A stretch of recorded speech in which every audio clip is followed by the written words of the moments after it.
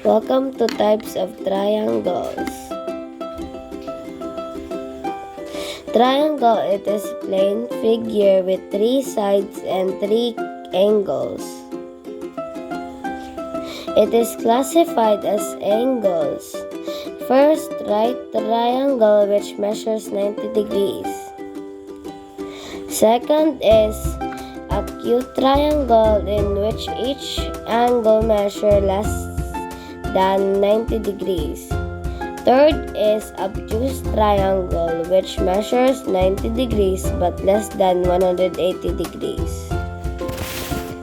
Triangles may also classified as sides. First, equilateral triangle which has 3 equal sides. Second is Scalene triangle which has no equal sides. Lastly is Isosceles triangle has 2 equal sides. That's all. Thank you.